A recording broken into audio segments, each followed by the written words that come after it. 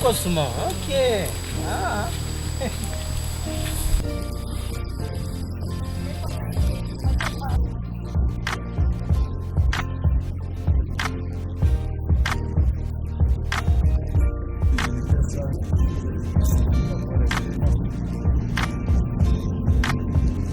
Quand on a déchargé ce camion-là, il n'y avait aucun marquage sur le bois. Donc, on n'était pas capable de savoir ce bois vient d'où, il appartient à qui, et ce bois a été coupé où.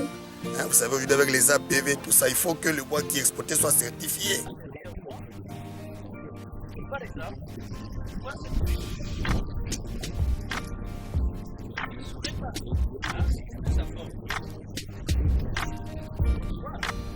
Supposons ici.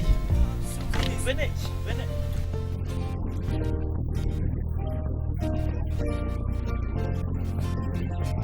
Pour exploiter le bois, il y a plusieurs normes. Et nous sommes là pour faire respecter toutes ces normes. Hein? Vous voyez, quand vous voyez certains bois ont des diamètres inférieurs. Hein? C'est-à-dire on coupe le bois qui est encore trop jeune. Ouais, donc la loi pénalise ce genre de coupe. Ce sont des coupes illégales.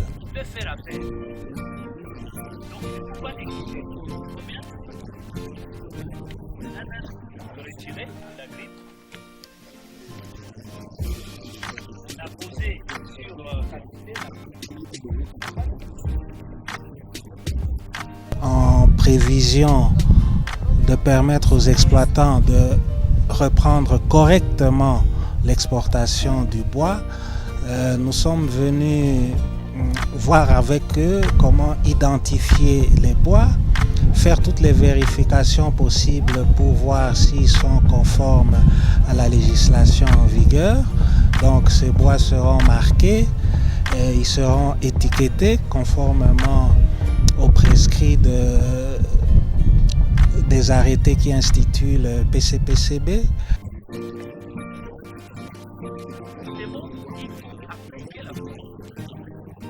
Une grue main normale qui répond au standard doit nécessairement avoir 6 au-delà, donc jusqu'à 12 mètres.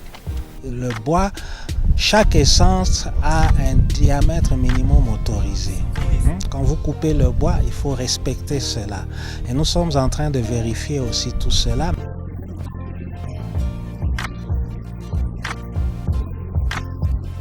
Le bois doit être marqué, le bois doit être mesuré et on doit relever le volume du bois et chaque bois aura une étiquette avant d'être permis d'être exporté. C'est ça le tout dernier travail qui est en train d'être fait avant que la levée ne vienne d'ici là.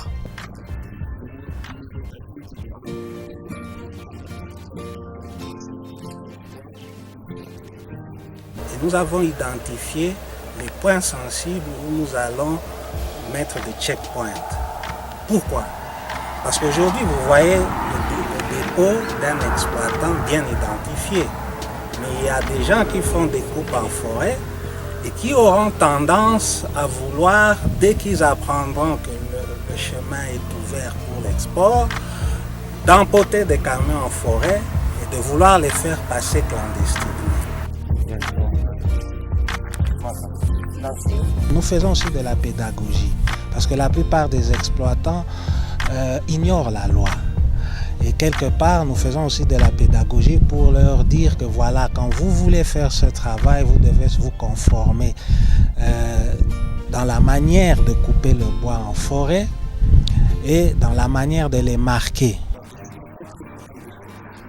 C'est ça, on appelle ça marquage.